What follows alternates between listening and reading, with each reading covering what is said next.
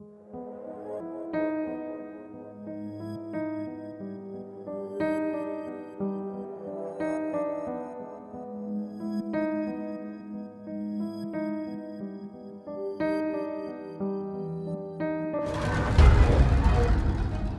दोस्तों, स्वागत है आपका हमारे YouTube चैनल में। और आज की इस वीडियो में मैं एक्सप्लेन करने जा रहा हूँ स्केयर अस मूवी को, जो 2021 में रिलीज़ हुई है। इस मूवी की रेटिंग्स की बात नहीं करेंगे क्योंकि ये मूवी अभी न्यू आई है और इसे अभी रेटिंग्स नहीं दी गई हैं। इस मूवी में हमें 5 अलग अलग हॉरर स्टोरीज दिखाई गई हैं और इस मूवी में बहुत सारे ब्लडी सीन्स हैं। तो वीडियो को पूरा लास्ट तक देखना क्योंकि ये वीडियो बहुत ज़्यादा इंटरेस्टिंग होने वाली है।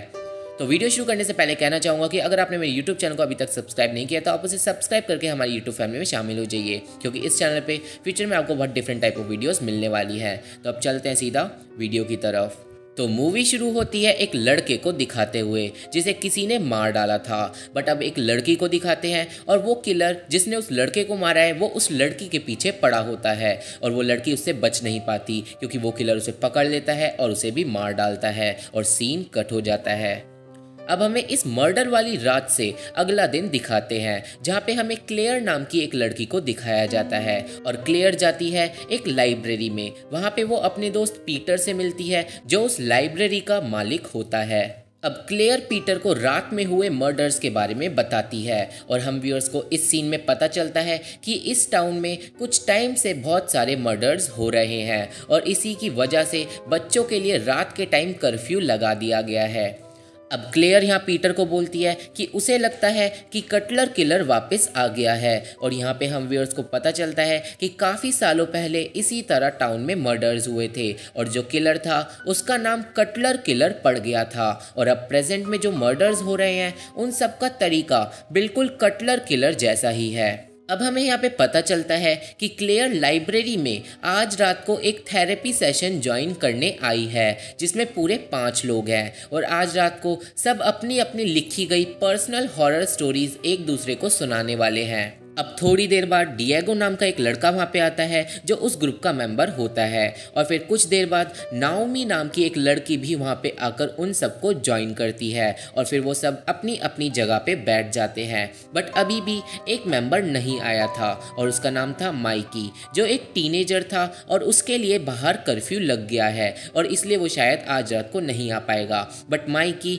फिर भी थोड़ी देर बाद वहाँ पे घर से छुपकर आ जाता है और इसी बात पे पीटर उसे वापस जाने को बोलता है, बट वो वापस नहीं जाता क्योंकि बाकी सारे लोग उसे रुकने पे मजबूर कर देते हैं। अब सब लोग बैठकर बात करना स्टार्ट करते हैं और हमें यहाँ पे पता चलता है कि माइकी के पापा पुलिस में हैं और यहाँ पे माइकी बताता है कि कल रात को जिस लड़की का मर्डर हुआ था उसका नाम था जैस्मीन। अब पीटर सबको शांत करता है और अपनी अपनी हॉरर स्टोरी सुनाने को बोलता है और फिर अब नाओमी अपनी स्टोरी सुनाना स्टार्ट करती है जिसका नाम होता है नाइट हाउल और फिर सीन स्टोरी में ही चले जाता है। स्टोरी शुरू होती है और हमें नाओमी को एक स्टोरेज रूम से भरी हुई जगह पे दिखाते हैं जहाँ पे उसके पति का उसे कॉल आता है और वो नाओमी से बिना बात झगड़ा करता है और नाओमी इसी बात से बहुत ज़्यादा डिप्रेस्ड होती है। अब नाओमी एक एलिवेटर में जाती है जिसमें ऑलरेडी एक पादरी एक बड़े से बॉक्स को लेके खड़ा होता है और वो पादरी बिल्कुल बेहोशी की हालत में होता है।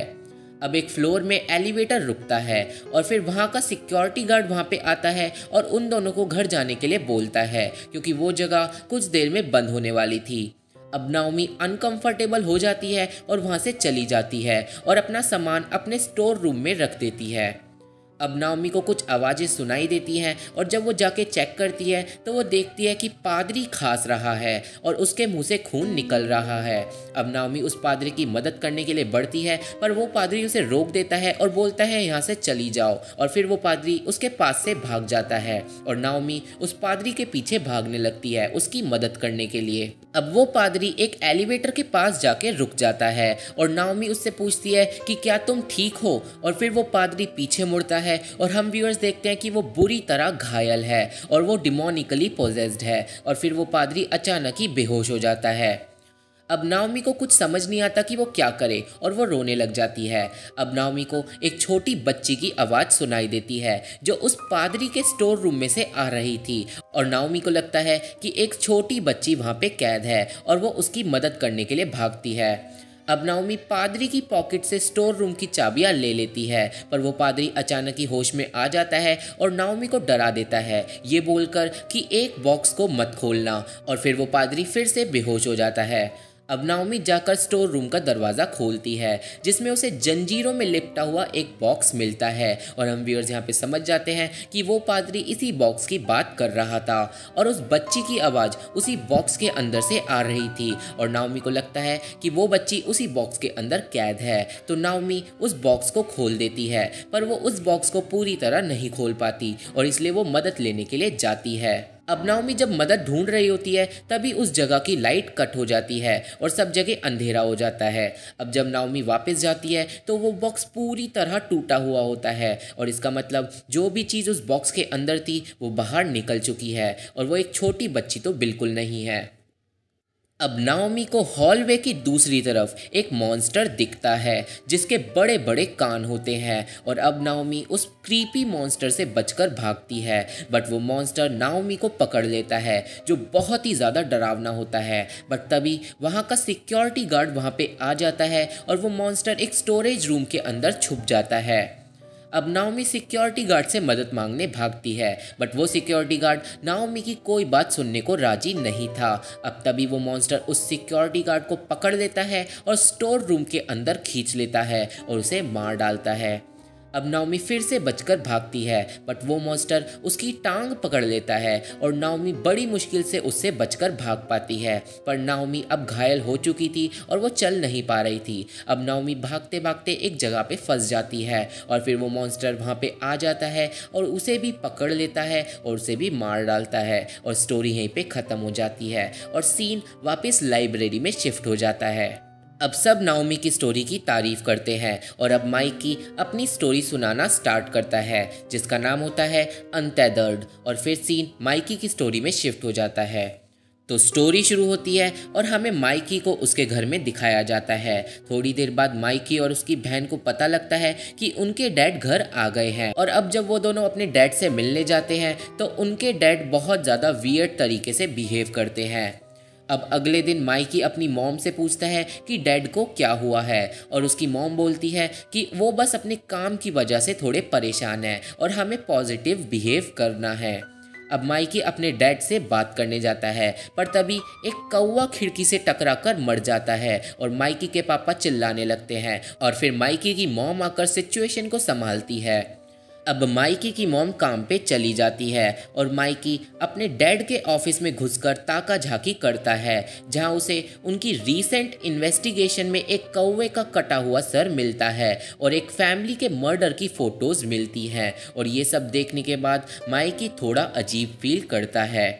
अब माइकी वो सारी चीज़ें अपनी बहन को दिखाता है और अब वो दोनों बहुत अजीब फील करते हैं। अब रात होती है और माइकी अपने ही रूम में सफोकेट हो रहा होता है, तो वो अपने किचन में कुछ ठंडा खाने के लिए चले जाता है, जहाँ पे डाइनिंग टेबल पे बैठी हुई उसे 3 क्रीपी फिगर दिखती है, और वो डर जाता है और सीधा अपनी बहन के रूम में जाता है, जहाँ पे वो देखता है कि उसकी बहन पोजेस्ड हालत में ज़मीन पे पड़ी है और उसके रूम का दरवाज़ा अपने आप बंद हो जाता है। और हम व्यूअर्स यहाँ समझ पाते हैं कि इस फैमिली को ज़रूर कोई कर्स लग गया है जो माइके के डैड के रीसेंट इन्वेस्टिगेशन से रिलेटेड है। अब माइकी अपनी मॉम को भी पोजेस्ड हालत में देखता है, पर वो फिर जाग जाता है और उसे लगता है कि ये सब बस एक सपना था। अब सुबह होती है और उसका डैड रूम में आता है और वो माइकी से पूछता है कि क्या वो उसके ऑफिस में बिना पूछे गया था, और यहाँ पे हम व्यूअर्स देखते हैं कि माइकी का डैड भी पोजेस्ड है, और अब माइकी का डैड माइकी की तरफ एक हथौड़ा लेके बढ़ता है,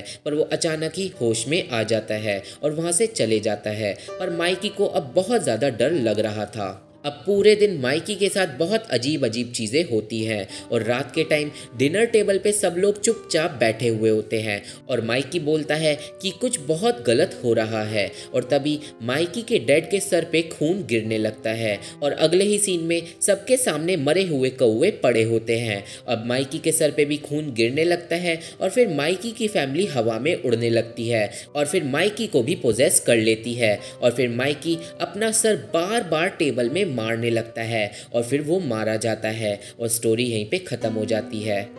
अब स्टोरी ख़त्म होती है और सब माइकी की स्टोरी की तारीफ करने लगते हैं और फिर डिएगो अपनी स्टोरी सुनाना स्टार्ट करता है जिसका नाम होता है डेड रिंगर और सीन फिर स्टोरी के अंदर ही चले जाता है। स्टोरी शुरू होती है और हमें डिएगो को ट्रैवल करता हुआ दिखाते हैं और वो ट्रैवल करते हुए एक शॉप पर पहुंचता है और शॉप के बाहर डिएगो को एक खड़ी हुई कार मिलती है और उसका दरवाज़ा भी खुला हुआ होता है और चाबी भी लगी हुई होती है और डिएगो उस कार को चुराने की कोशिश करता है, पर तभी कार का मालिक वहाँ पे आ जाता है जिसका नाम होता है रसल।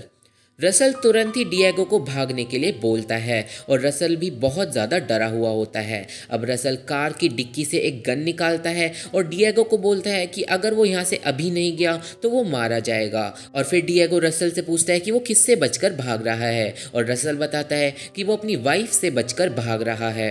अब रसल शूट करने लगता है जंगल की तरफ और डिएगो कार के पीछे छुप जाता है। अब एक बुढ़ी औरत आती है जो क्रीपी तरीके से रसल की तरफ बढ़ रही थी और वो रसल पे चिल्लाने लगती है और रसल जाकर शॉप के अंदर छुप जाता है। और दूसरी तरफ वो क्रीपी बुढ़ी औरत एक फ्लेक्सिबल तरीके से नीचे मुड़ती है और वो कार के नीचे छुपे हुए डिएगो को देख लेती है और फिर वो वहाँ से चली जाती है।